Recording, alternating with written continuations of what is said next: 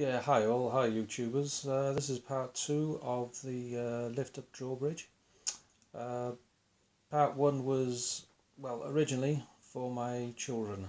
It's not often they get the chance to come down to South Wales, and they're up north. So I made a short video for them, and they thought it was such a good idea. They said, why don't you put it on YouTube? So I did. So anyway, this is a follow-up to the first one. I've done a bit more work to it, as you can see.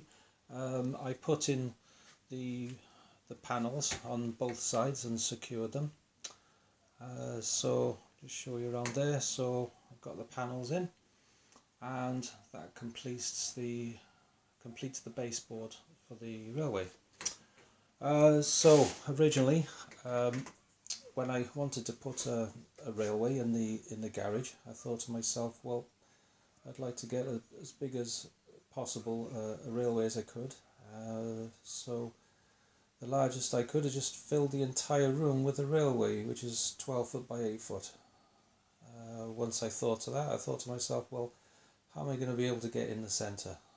Well, the previous railways I've built was to just make a square in the centre, so I can access all areas of the railway layout in case I needed to move things or had a train that derailed or whatever.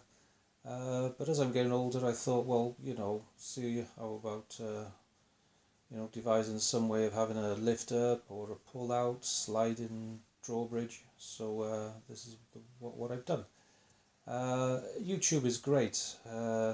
YouTube wasn't around when I was a kid, so it's new to me. This is only the second time I've posted a video on YouTube, so you'll have to bear with me for if I don't know what to say or if I'm just a bit ignorant or whatever. But I'll just try and say what I feel, and hopefully it'll all make sense. So the first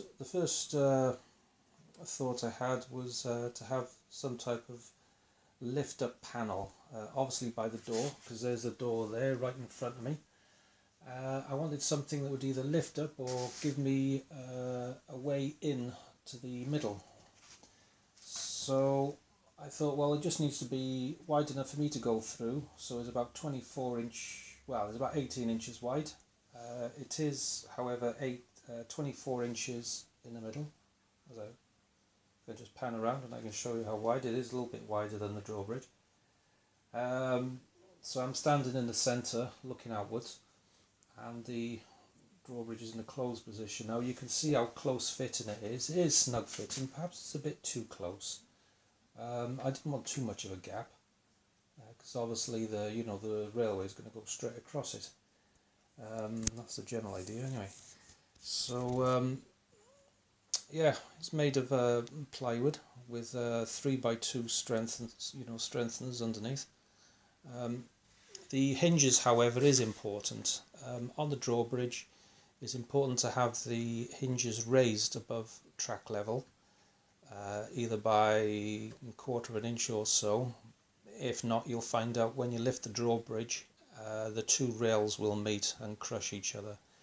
So that's avoided by lifting the hinge by about a quarter of an inch or so above the baseboard level. So I got one hinge here. I've lifted it up by using some quarter-inch ply, just cut it to the same level of the hinge. There's the first one there, and there's also one down there, and they do a great job. So I'll show you. I'll lift it up and stand back a bit. Lift up. You can hear it just too close there, so you're gonna have to cut a little off, but that won't be too hard.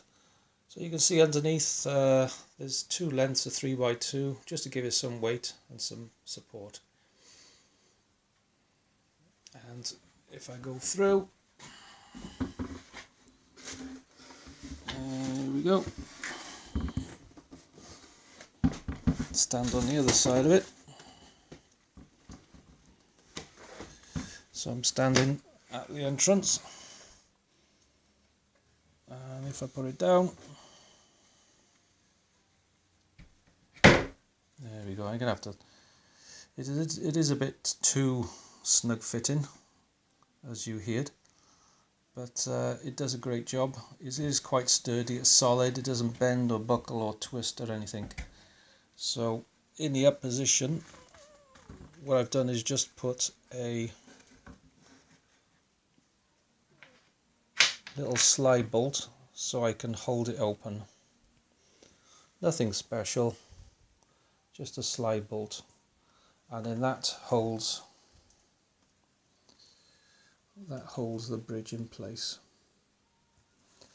And what it sits on is just a length of like 3 by 2, I think it is, 3 inch by, I don't know, what's that, 3/4 of an inch, and then just some smaller, what's that, half inch by 1/2, just something, just a lip for the drawbridge to sit on. So there you have it. I do try and recycle items. As you may have noticed, everything is not exactly brand new. I have used pieces from other projects. I've used wood from other areas that are not needed, just laying around. Under the baseboard, I do have quite a lot of wood, as you can see there. So yeah, quite a lot of wood. Bit of a kleptomaniac when it comes to stuff.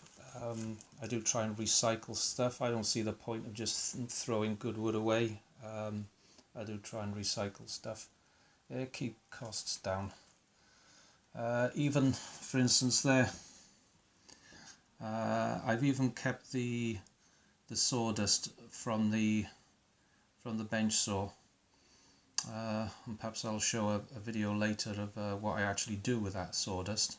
But I thought to myself, well, there's no point in just throwing it away, so I decided to keep that. All I did is just vacuum it up in my vacuum cleaner, and mind you, it's a vacuum cleaner I keep down in the garage. I don't think the missus would be too happy if I use hers. So I got a vacuum cleaner that's permanently here for cleaning up, so I use that. I have actually started on the second level. As you can see down there, it's only about 4 inches higher than the baseboard, and that'll be for a single track that runs around, but obviously is going to have to come down to baseboard level when it gets to the drawbridge, to go over the drawbridge and then across the other side. Yeah. So I hope this video's been useful. So in the centre there, at least I got somewhere I can stand. I got some electric to put into it yet, so there's some electrical sockets going to go in there for the what I need. And there you go. Just give you a quick view around. I just brought some track down because I thought I'll just work out my angles. I haven't laid any track yet, not yet anyway. So if I stand back again, that's the view of the drawbridge, obviously in the up position. And I suppose I'll soon find out how it works when I actually lay the track down. When the track is down, then I'll have to make sure everything is level. And the idea is I'm going to put the drawbridge down, lay the track as if it wasn't there, as if it was a solid baseboard. Make sure it's well and truly stuck down, and then once it's stuck down, then I'll cut the rails where it lifts up with a Dremel or something like that. Alright, well, thanks for watching. If you have any questions, just post them, and hopefully you did enjoy this. I'm sure there's going to be many more to come.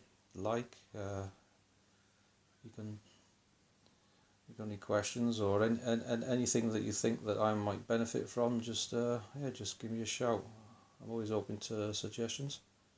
Like I said, I'm new to YouTube, so yeah, hopefully next time I won't make you too dizzy. But Hopefully I'll be building this for in the next coming months. Alright, thank you very much for watching. Bye for now.